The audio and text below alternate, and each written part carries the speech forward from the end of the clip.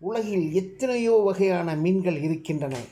அத்தனையும் நாம் பார்த்துவிடவில்லை.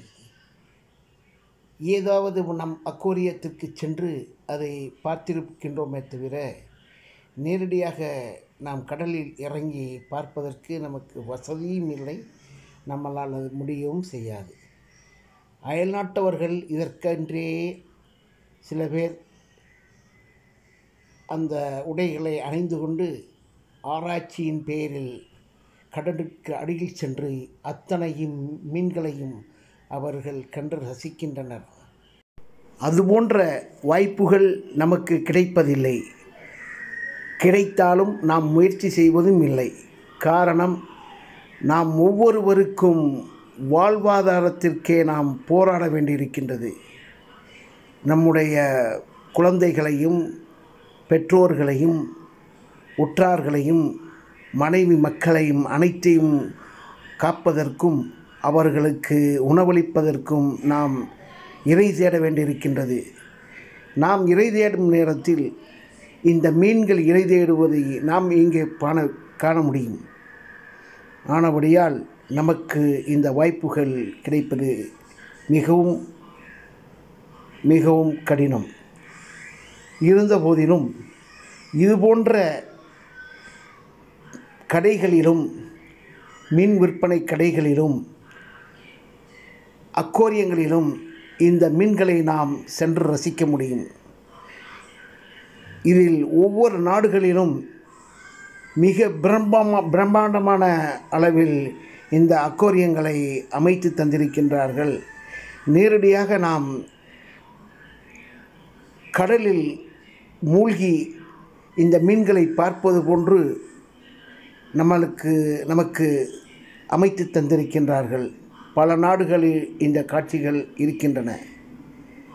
இந்தியாவிலும் இதுபோன்ற காட்சிகள் இருக்கின்றன. விஜிபி அக்வேரியம் என்ற இடத்தில் நீங்கள் சென்று இந்த காட்சிகளை காணலாம். இந்த மீன்களை எத்தனையோ பேர் நன்றாக ரசிக்கின்றனர். இந்த சிறிய சிறிய மீன்களை வாங்கி சென்று வீட்டிலும் வளர்க்கின்றனர். அடுத்தபடியாக நாம் பார்க்க இருப்பது பறவைகள் இனம். இந்த பறவைகள் உலகில் பல பகுதிகளில் பலவிதமான பறவைகள் இருக்கின்றன. அத்தனை பறவைகளும் நாம் சென்று பார்த்துவிட முடியாது.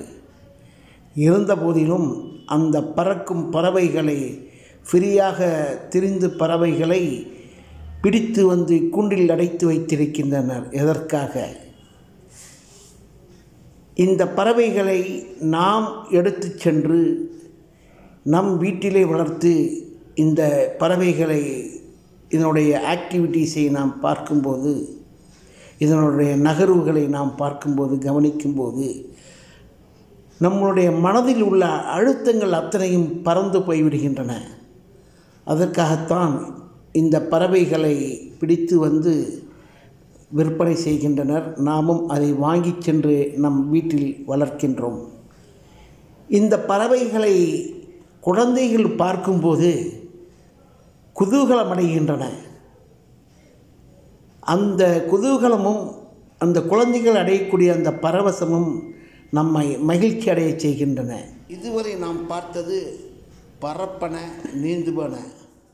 இனி பார்க்க போவது ஊர்வன நடப்பன. இந்த பெட்ஸுகள் இந்தியாவில் பெரும்பாலாக வளர்ப்பது மிகவும் குறைவே.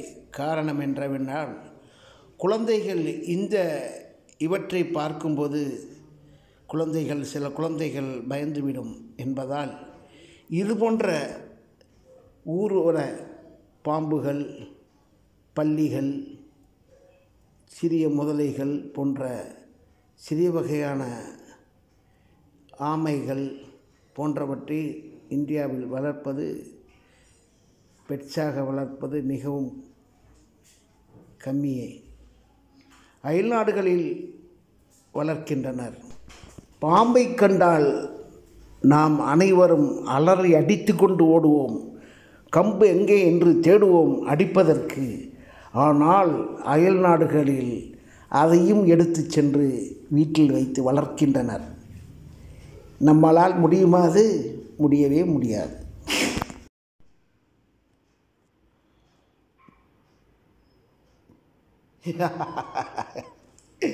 ஒளிந்து கொண்டு பார்க்கின்றன ஓணான்.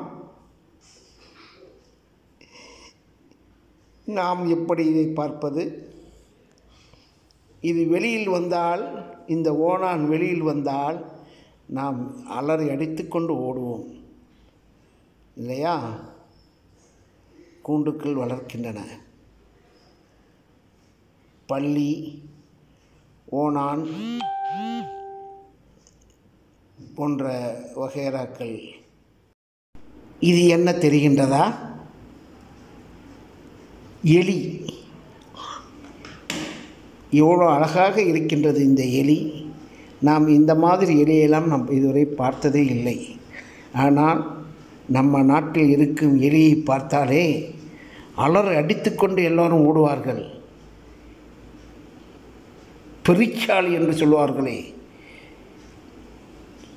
வீட்டுக்குள் அங்கும் இங்குமாக திருடிச் சென்று தின்பதற்காக நம் பந்தடித்து கொண்டு நம் வீட்டுக்குள்ளே நம்முடன் வாழ்ந்து கொண்டிருக்கும் நம் கொல்லைகளும் வயல்களிலும் அந்த எலி தொல்லைகள் ஜாஸ்தியாக இருக்கும் என்று அந்த எலிகளை அழிப்பதற்காக மருந்துகளை வாங்கி சென்று அந்த எலிகளை அழிப்போம். ஆனால் இங்கு நிலைமையோ அந்த எலிகளை கூண்டுக்குள் அடைத்து அழகு பார்க்கின்றனர்.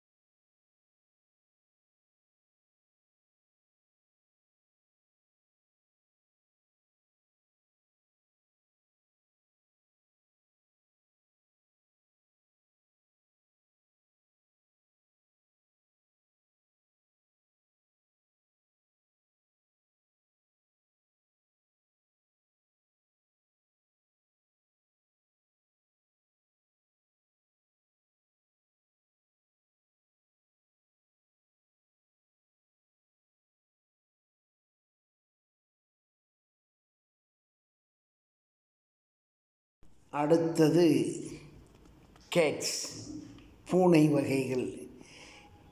இதை யாரும் வெறுக்க மாட்டார்கள். பூனையுடைய அழகும் அதனுடைய நடை பாவனை அனைத்தும் அதனுடைய ஒவ்வொன்றும் நமக்கு இன்பமாகவே காட்சியளிக்கும். உலகில் எத்தனையோ வகையான பூனைகள் இருக்கின்றன. ஒவ்வொன்றும் ஒவ்வொரு வர்ணனை கொண்டது. இது மிகவும் வளர்ப்பதற்கு அமைதியான பிராணி.